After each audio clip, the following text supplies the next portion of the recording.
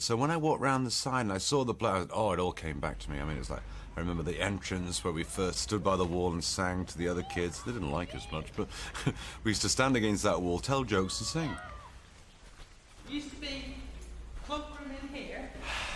Hang on. That's the hall, of course. My heart is beating like a drum. This is, we go along here. Right. Into this room. It's very intense for me. Because it's 42. Yeah. This was assembly. Yeah. And we'd all stand over here. And there was a place where you had to put your pumps. Do you remember the pumps, school pumps? Yes. Yeah, I used to tell you that. Jobs. And they'd stand, the teachers would all stand, and we'd sing, all things bright and beautiful, all creatures great and small. All things bright, wise and wonderful, the Lord God made them all. We still sing it today, sometimes. But not quite as well as that. Oh, I don't know about that. But, wow. In fact, in most choirs we were in schools, we were thrown out of. So it was interesting that we've ended up doing what we did, but it's most of the schools, because they didn't like us harmonising to God Save the Queen. Well, we were sort of delinquents. I mean, we were always on the streets. Yes, a spot of bother. It was kind of light-hearted stuff. Well, it wasn't really light-hearted stuff. It used to sort of, with a bit of firebugs, actually, you know. We used to go around and set fire to allotments and burn billboards down and things like that. And No, I was a goody two-shoes. I was Mr. Perfect at school, you know. And Robin and Barry always burnt down shops and billboards and things. I wouldn't. Oh, no, I couldn't do that. We built a fire behind a set of billboards, and it took the whole lot down into the main road. And I remember us going to the baths to go swimming after we'd started the fire, and watching the police and the fire brigade and the crowds all filling out on the road and watching. And we just stood in the crowd and watched as well. And we were standing next to the policeman, and we said, "What's happened?" You know, and the policeman said, "Don't worry, we'll get him." You know, and we're standing next to him.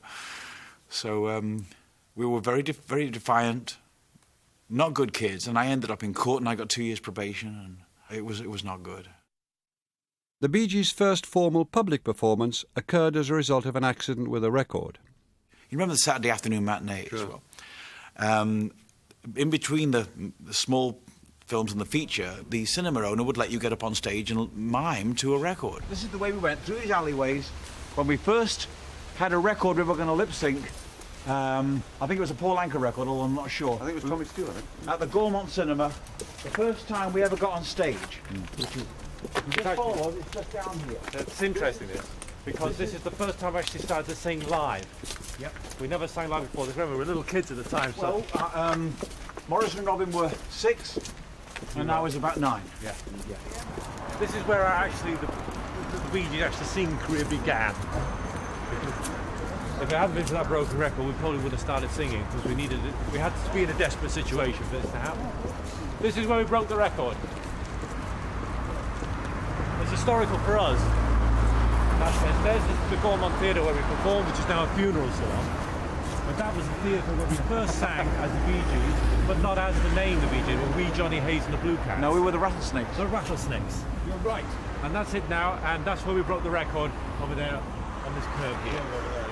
I think it might have been my grandfather who heard us singing in the lounge and thought it was a record. And they came in, and there's the three of us sitting on the bed singing in 3-part harmony. And my father went, bong, what is this, And so from then on, he became devoutly sort of supportive of what we were doing, So he took us to the Russell Street Club, and we did our first so-called evening live thing for the audience, which we got £0.50 for. And my goodness, they liked us, But, if you look back, you realise they liked us because we were kids, Not necessarily because we were any good, but we were doing something. We were doing something that no one had seen before, and that's 3 kids singing in 3-part harmony. Must have been pretty good, too, to have your father, father, after all, the Yeah. musician, man who knew what he was talking about, Yeah. backing you. Well, he played on the drums, that night for us, and had done after that, even when we went to Australia. So it sort of brings me up to the point where we emigrated. Why did they go? Your father wasn't getting anywhere. Just wasn't getting any work. Yeah. And I think the police actually said,